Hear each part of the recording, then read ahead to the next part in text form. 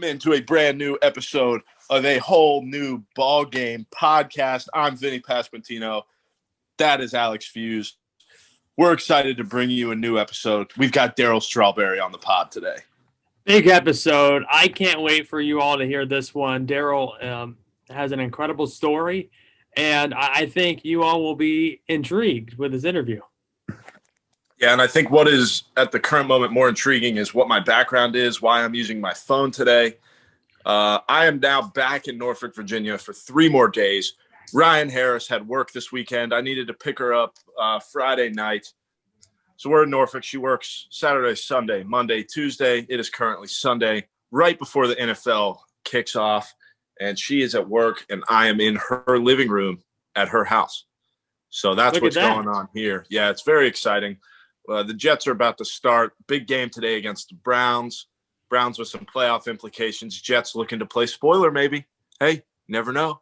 You never know, Alex. Do you think they could go 2-13 or 14? Or a better way to look at it would be 1-0 this week. 1-0 this week, you know? No, that 2-0. 2-0. No, I don't worry about last week. I've moved on to this week. We're you have to worry about last week because last week was a win. Week. We're 0-0 this week. Okay. So, whatever you make, no matter when you think that the week starts, whether it's Sunday or Monday, depending on if you're using an American calendar, a European calendar, whatever it may be, if Monday was the start of the week, this is still just this week. If Sunday is the start of the week, then we're on a whole new week this week. So all I know is we're 0-0. Everybody, the Browns, the Jets, the Chiefs, the Falcons, everybody is 0-0 going into today's games. So I'm really excited about it. That is true. You make great points. Thank you. I do what I can. But without further ado, MLB legend, author, and pastor Darryl Strawberry. Let's get into this interview, everybody. Have a good time. Joining us on the podcast today, Darryl Strawberry, MLB legend. Darryl, thanks so much for coming on today. First off, we appreciate you coming on the podcast. You have one of the most amazing stories, in my opinion. What would you say if you were a fan of Darryl Strawberry first as a baseball player and now a new fan of just who you are as a person? What would be something that you would be most proud of in Darryl Strawberry? I think I'd be most proud of being the man that I am today. You know, being a baseball player is just putting on a uniform and performing because we've been given a gift and a talent to play, but that doesn't really define you as a man. That makes you a ball player, that you go out there and you perform at the highest level and compete like you do and excel and achieve a lot of great things. You know, playing baseball is not easy. It's very difficult, you know, and the challenge of it and the pressures of it is real. But it's the same as life. You know, the life pressures are real. To really identify ourselves, because we can identify ourselves putting on a uniform, but can we identify ourselves taking off a uniform? I think that's the most important thing for a lot of athletes, because they have a tendency where they just can't take the uniform off and identify themselves as a man and get into the real purpose of why we were created. So, I mean, we were created for more than just being a baseball player. So, you know, as a player now, you think it back to when you were playing, how are you able to see yourself as a man and not just as a baseball player? Because I know that that's really hard for people to do.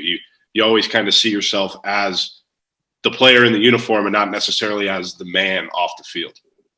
Yeah, you make a good point there. And when I look back, you know, I saw players like Gary Carter and I saw players like Mookie Wilson, you know, when I was in the early 80s, who lived for Christ and who lived a different life, and they separated themselves. They didn't make themselves better than anybody. They loved us and everything, but they just didn't live a life outside of, you know, what they did when coming to the ballpark, putting a uniform on, performing, being happy.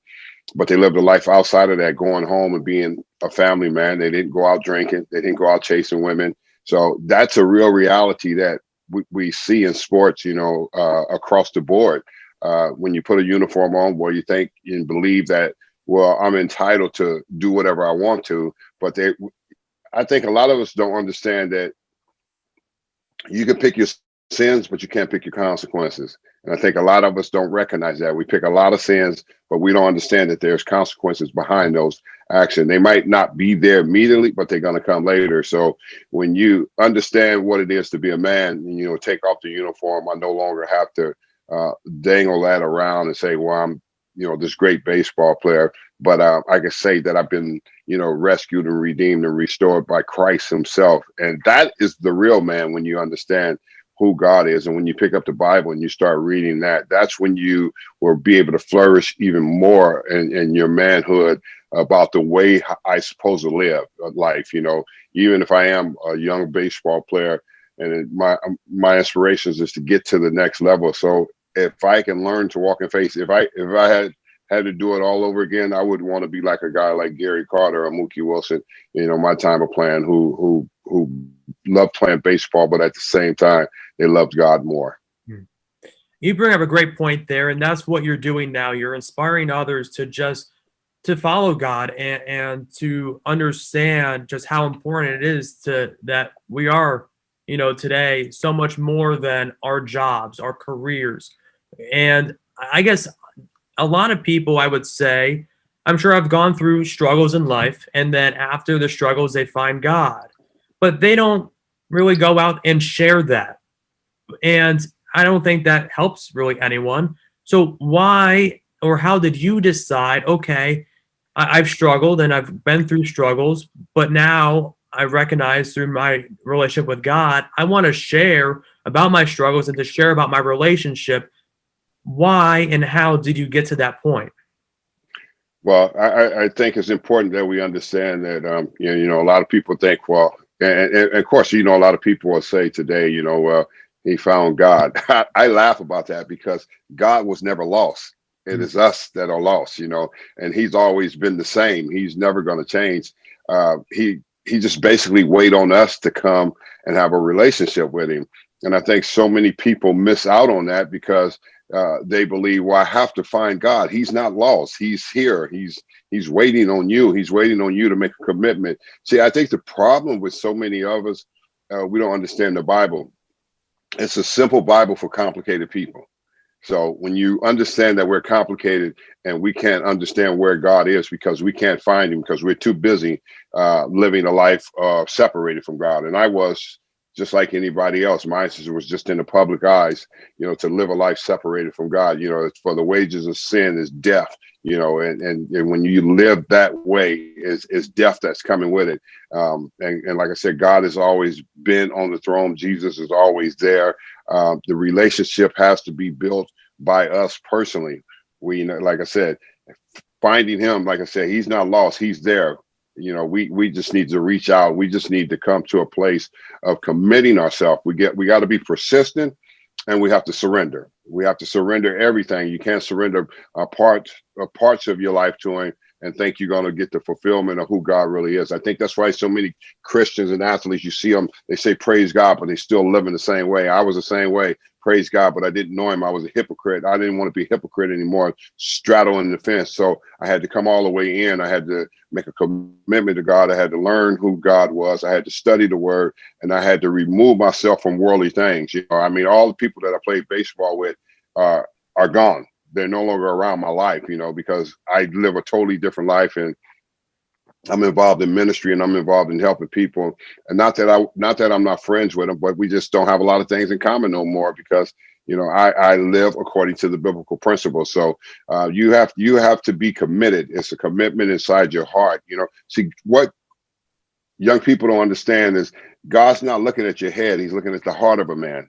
He needs your heart. He needs you to give him your heart. And once you give him your heart, then he can do all the things that he needs to do for you. So I want to transition into your books now. You're an author. So if you were to, this is kind of a side note question, but back when you were younger, when you were playing, would you have looked down 20, 30 years later and seen yourself being an author and writing these books? Would you have seen that?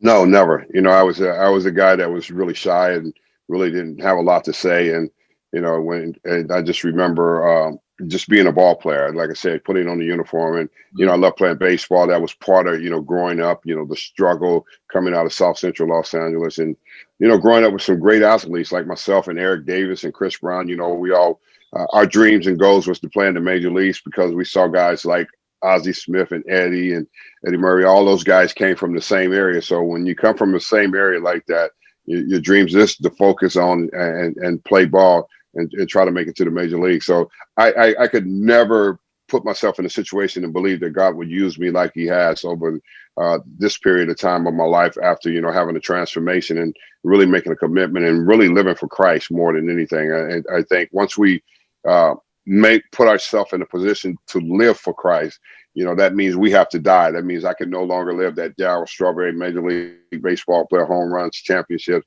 He no longer live. He don't exist. He in my life today. The man that I have become is clearly focused on, the kingdom of God and winning souls and helping people understand that, God is not looking for perfect people. He's looking for ego. You know what an ego is? A 3-letter word, easing God out. Ego. That's what happens to most of us. We ease God out and we play God ourselves. So I never wanted to play God myself anymore. I wanted to let God be God over my life and let him do what he was going to do in my life. And this is what you get. You get a whole different picture of life when you allow God to do what he wants to do in your life. So when you talk about that and how you're, changed man, different man. When you look back on when you were a player, how do you see it? Do you just see that as, I lost my way and that was a different man, and now, I've come through the other side? Is that how you look at that? Like when you just think back on your time in the major leagues, is that how you look at it? I kind of look at it more like I'm glad I lost my way, because had I not lost my way, I probably would have made another $50-60 million playing baseball, and I probably wouldn't have never met Jesus. Because a lifestyle like that will keep you clearly away from Jesus. If you don't come in to the league with a relationship with Christ and you live in this lifestyle, it's a very heathen lifestyle, it's a very wild lifestyle, and it's a very do whatever you want kind of lifestyle. So I look at myself as being grateful, that God spared me, and then he gave me the grace. He talks about that in 2 Corinthians 12:9. He said, my grace is sufficient for you, for my strength is made perfect in weakness. See, back then when I was playing baseball, I was weak. I was running in the flesh. But today I don't run in the flesh. I run in the power of the Holy Spirit. I run in the supernatural with God. So when you look back over yourself, you want to either thank God or you're not. You're going to still be the same person. And guys, what I'm trying to say is I didn't want to be the same person. I didn't want to be the womanizer, the alcoholic, the drug addict, the sinner. I didn't want to be that person anymore. So that's why I understand the symbol of the cross. What we don't understand about Jesus is a holy man. Jesus is righteous. He's a man with no sins. He's not here to condemn us, to judge us. He's here to save us. And when you can really understand that, you can make yourself have a commitment and a relationship with him. And then the promises over your life will be fulfilled through him, not the baseball uniform career and everything. That's great that we do play that. But at the same time, there's a purpose of why he created us. And I think a lot of guys never find the purpose of why they created. You've said before on another podcast earlier this year that you were broken on the inside when you put the uniform on. First, I would say that before you can say that you were broken, you have to realize that you were broken. So do you remember the exact day or time when you realized I am broken and I do want to fix my life? Well, I knew that for a very long time. I knew that playing at the highest level and winning, and knew I was broken, knew I was separated. I didn't have a relationship with God. I always wanted to have that relationship with God. Like I said, I saw guys before have a relationship with God like that were playing, and I would always wonder, how did they get there? What Gary Carter had was amazing. He was a superstar, but his life was just, it was amazing the way he lived his life. And that I knew, that I didn't have. I knew I was broken from the time being, the first time getting to the big leagues, and brokenness comes from, either childhood or somewhere along before you even get started in all this. And before I even got started in this, I came up in a broken situation. My father was an alcoholic, and he used to beat me and said I would never be nothing, and came home for the last time and pulled out a shotgun and said he was going to kill the whole family. me and my brothers went into action. Had it would not been for my mother, we probably would have killed him that night. There should have been a tragedy in my life before I ever put the uniform on. So I was already broken before I put the uniform on. It was my pain that led me to my greatness. It was my greatness that led me to my destructive behavior. See, brokenness is real, and no one can heal the brokenness of anyone but Christ himself. No one can heal that. We can try everything. We can go to every doctor. We can go to every situation we want to, but there's only one man that can heal the brokenness of who you are, and that's Jesus himself. So, and it's not until you know that, until you have that revelation about who Jesus is and realize that he's a man, but he's a holy man, and he's the one that comes in and he heals all things that are broken on the inside of you. Because we can look good, guys, from the outside, and we can have it all together from the outside. But what like at the end of the day, because it's that place down inside of us. Every last one of us have this empty place on the inside of us that only God can fill. Every last one of us, we try to fill it with so many different things, but God is the only one can fill it. His spirit is the only one can fill it. And when his spirit fills that, you no longer have this broken feeling about yourself. So Alex and I have finally come up with a name for our final segment that we do with our guests. And we call it 3 Up, 3 Down, just to keep the baseball theme. So basically what we do is Alex will ask you a question. I'll ask you a question. We each get 3 questions. You don't have to answer super fast. It's not rapid fire or anything. It's just kind of 6 different questions for you to answer. And Alex starts. So Alex, why don't you start us off with your question? All right. So the first one for the 3 Up, 3 Down. What is your favorite movie of all time? The One Who Flew Over the Cuckoo Nest. It's an old school movie. Yeah. Oh, yeah. My first question, do you prefer drinking out of glass or plastic cups? Glass. I prefer glass. Yep. Number 2, what is your biggest pet peeve? Oh, man. I don't have one. I really don't.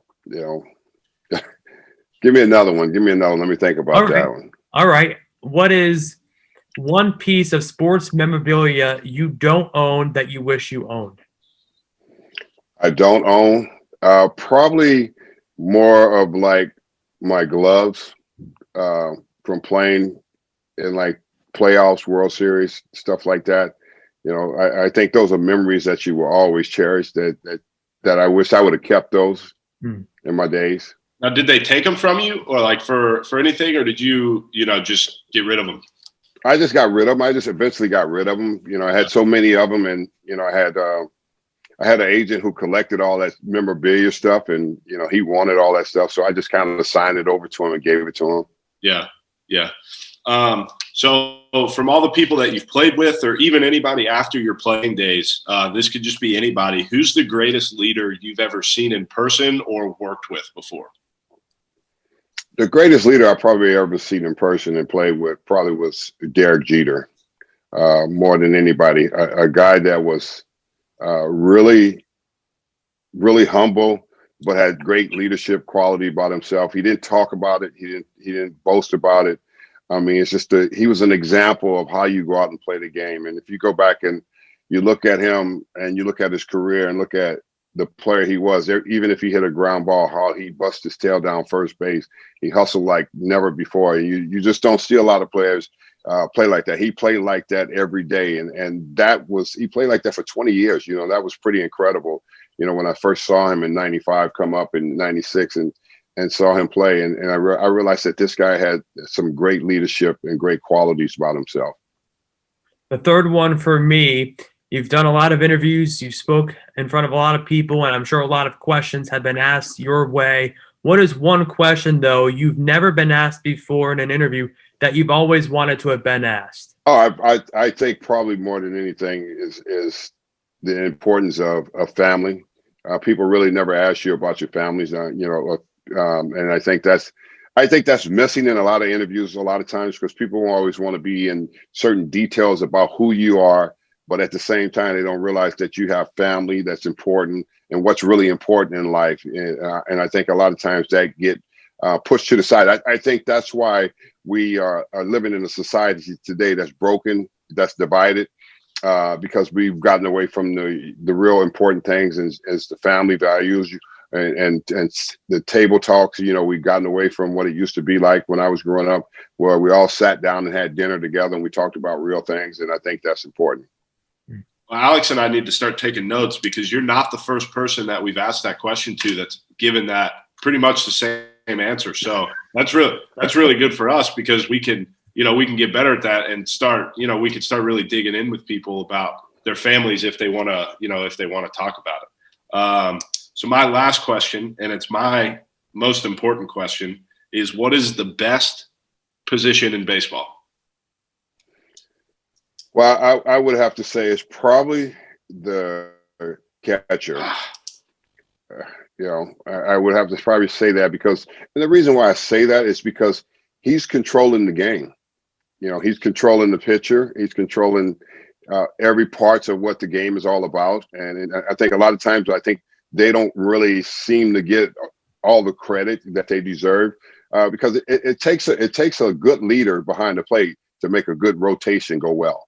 And I remember seeing that, several times, when I played. Carter was that when I played with the Mets, and I seen Joe Girardi play with the Yankees. He was a good leader as far as the catcher of calling the game behind the plate. Was he multi-talented? No, but I mean, he can call a game. When a guy can call the game, it's going to put you in a better situation to have a better outcome. When you think about the pitching staff, because you can have a great rotation, and a lot of teams have great rotations, and they can't get nowhere if the catcher's not, if he's not controlling the situations and giving up big hits when you're supposed to have certain throwing certain pitches. Guys, that's not really up to the pitcher. That's really up to the catcher who's making that decision. And I've seen some pretty good catchers make decisions like that. And I think that's why we were very successful as teams, because of our catchers. The way they went and the way they handled ball games led us to being able to come back and win ball games and stay in ball games. Mm-hmm. A follow-up to that, what was your favorite team you played on? Well, my favorite team was the Mets, the 1986 Mets. That was a group of guys that had a bunch of wild personalities. We were totally different. And, we loved coming to the ballpark. We loved playing, and we just wasn't in any fear or any doubt about who we were. We were gonna whoop your butt. That was just the way it was. And we came like gangbusters. And we played well together. And that was really my favorite team. Were you surprised that there wasn't another World Series championship that followed that team? I was surprised. We lost in '88 to the Dodgers. We had beat them all that year, and they beat us in that '88 playoff series, and it broke our heart. Yeah, I was surprised that we never followed up with any championships after that, because we were so talented, and you just did. But you have to have a team that comes back after winning, that has to be healthy. And we lost our rotation in '87, and then we got better in '88 and '89. We lost some more players, and we started losing players, and then the '90 season we lost to, I believe it was to the Pirates. They started, they had some pretty good players over there: Bonds, Benitez, Bobby Bull, and Ben Slyke. Those guys were over there. But Darryl, we want to say thank you so much again for taking the time to come on the podcast. Where can people? I know you don't have Twitter, so I guess would you ever consider joining Twitter? No, I don't really. I'm not a really big fan of Twitter. I think people go on there to debate. I'm not a person that likes to debate. I'm on Instagram, Darryl Strawberry 18. But they can find me on my webpage, findingyourway.com. And that's where the book is and everything. It's a great time, great season. Great season. I didn't know God would give me a book when we were in the midst of a pandemic that would call "Turn Your Season Around." As you know, "Turn Your Season Around" is like a baseball season. The media used to write me off sometimes and say I had a first bad half of the season, but what they forgot, I had 80 games to play, and 80 games is a lot of games in the second half. And that's for people in life too. Don't quit, because what we've been through, a first half of this year or whatever it's been 6-8 months, there's a whole nother second half that you got to look at, that you can fulfill the promises. And I went on to fulfill the promises of that season and go on to have a great season. So it's just the same game in life. And when I wrote this book, it it was about 9 innings. You know, it wasn't about anything else. I won 9 chapters in 9 innings. I want to write it like a baseball game because for people to be able to know about not quitting and not giving up. Well, Darryl, again, Darryl, thank you so much. Thank you. Thanks for coming on. We really appreciate you taking the time. This was awesome. So we just really want to say thanks. You got it, guys. Well, you guys keep up the good work. What an interview with Darryl freaking Strawberry. What did you think, Darryl everyone? freaking Strawberry, baby. Darryl freaking Strawberry. MLB legend. Absolute MLB legend. That is a fact. No matter how you look at it, he is a Major League Baseball legend. Not the MLB. No. Not the MLB. What did I say wrong? No. You didn't say it. I'm just stating a fact. It drives me crazy when people say the MLB. It's not the NFL. This is not the NBA. This is not the NHL. Well, it is technically the Major League Baseball. No, it's not. It's Major League Baseball. But you could put the in front of it and it's okay No. because there isn't any other Major League Baseball. No. Like, that's a big no in the business, Vinny. What business? What business? Like, in the sports, like broadcasters and reporters, that's a big no. So big if you're no-no. interviewing a player and they say the MLB, do you just laugh at them? No, like, it's just like it makes you cringe. Like, it makes me want to call someone in the industry right now and like, you know, just like say, yeah, like that's wrong. That's interesting. I've honestly never. I mean, I normally say like MLB Boog, or like Boog. He'll like stand strong on this. Like, he tweets about it. Really. Yeah, like this is a real thing, like a legit thing that, like, if you say the MLB, you are just But it wrong. is the MLB. I mean, no. It is the Major League because that's It's the not. name of It's the Major League name Baseball. Of the league. But It's the name of the MLB. league is Major League Baseball, and I You bet don't you say they the have it. Major League Baseball. I would agree with that. I'm not disagreeing with what you're saying, but I'm pretty sure that they probably have a trademark on Major League Baseball, which would make it the Major League Baseball because there is not another one. But you don't say that though. Like, that's a thing. I would Like, agree. You don't say I would agree. Like, most people say Major League Baseball, right? But I don't know if that's how it's the correct way. I guess it's ticky tack if you say the MLB. We'll have to make sure we ask people from now on what their opinion on it is. Yeah, no, like that's you know, you didn't say it. I'm just stating a fact that I just wanted to make it clear. Like, that is interesting. I mean, if you think about baseball, the other leagues are, well, I guess soccer and baseball are the same. Major League Soccer, Major League Baseball. But then the other ones, you've got the Association for Basketball, and you've got the League for Football, but it's the National Football League, so it's the National Football League, and it has a conference in it that's the NFC, which stands for National Football Conference. Seems like football is favoring the NFC a little bit since they named themselves they named a conference after themselves. Seems a little. Yeah. Now they did. There was the AFL, I believe, the American Football League. I think that's right. That's what it was called, the AFL. Yeah. So I guess that makes sense that there's a league after both of the two main. There's two conferences named after the two biggest leagues that have ever happened, but I guess National Football League won out on that one. Interesting conversation there. I didn't know that was such a pet peeve for you.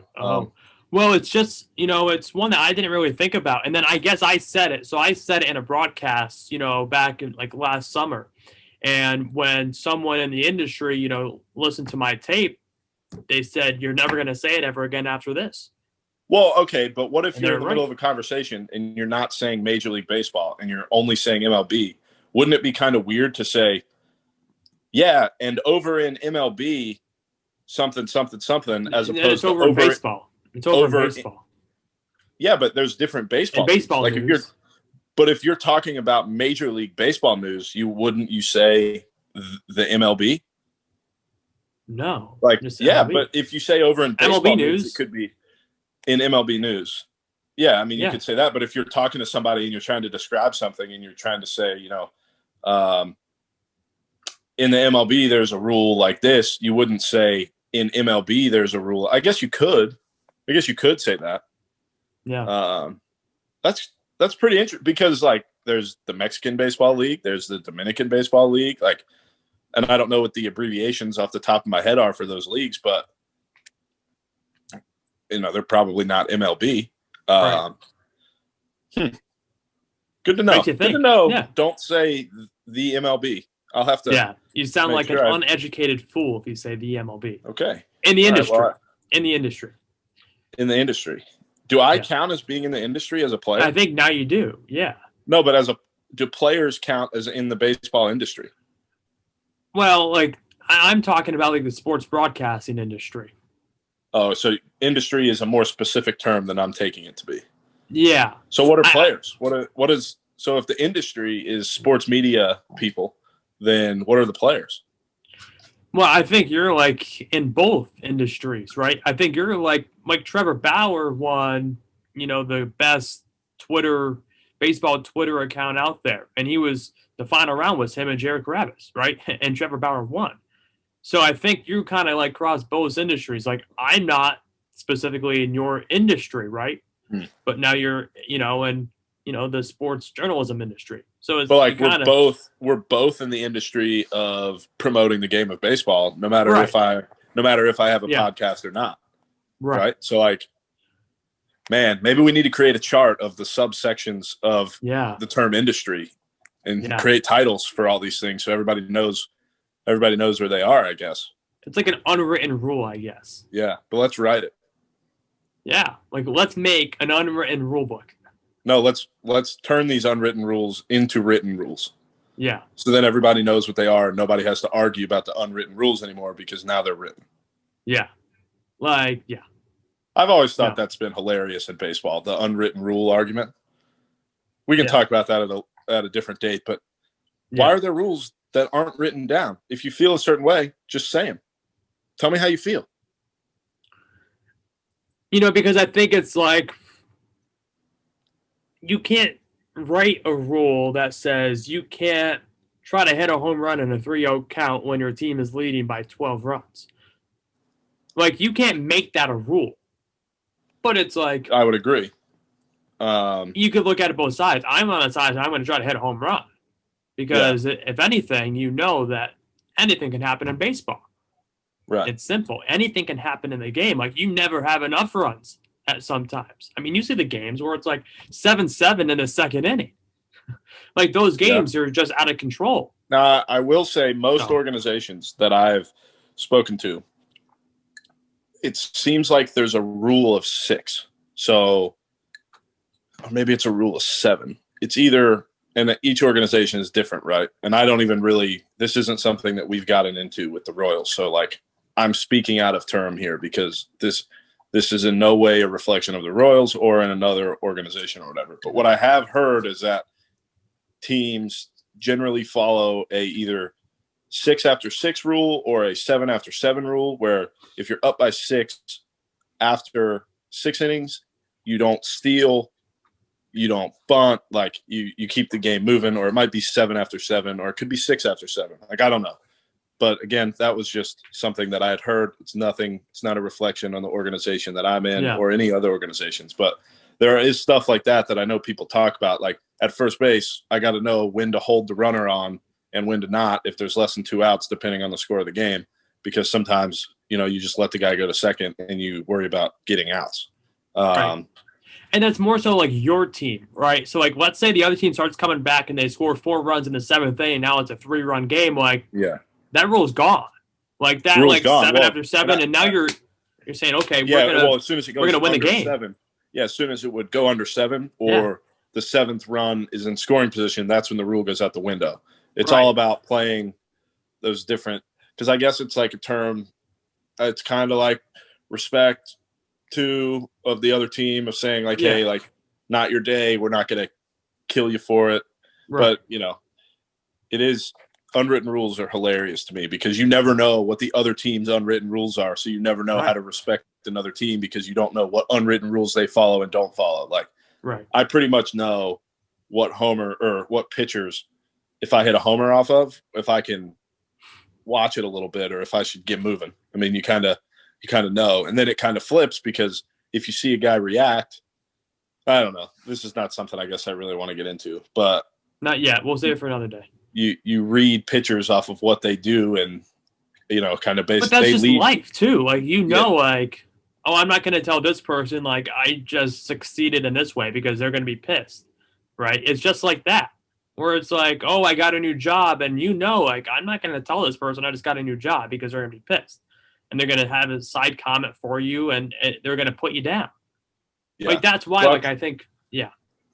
Well, there was a time last year where 2 years ago now, whenever the last time I played in a real game was, where Jake Means got hit right after I hit a homer, and I thought he did it. Like I thought he got hit on purpose, and Jake had no clue. So like I'm angry in the dugout, thinking that it's kind of my fault that he got hit, and he's over at first and doesn't even think about it. So like there's that too. Is you talk about unwritten rules or whatever. Most of the time, the team isn't even on the same page because you don't go in and talk about it, and you're like, Right. I mean, you do sometimes, but I mean, half the time you don't know what another guy on your team's going to do. It's really interesting. Like there's 25 guys on a team, and in the minor leagues, even more at the rookie ball level. Mhm. I guess now it's 26. Sorry.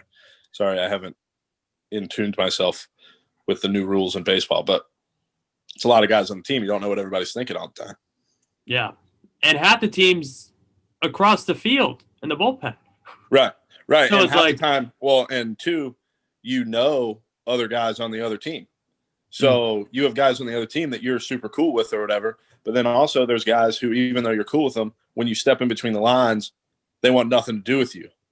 This is a conversation we could have on our own podcast one time where like it's just you and me, where we just talk about things like this, because we could talk about this for hours of different things that happens, or like different stories I have of brawls in college and stuff like that, and behind the scenes stories that I'm just thinking of now about how interesting they could be for somebody who wasn't involved with what was going on.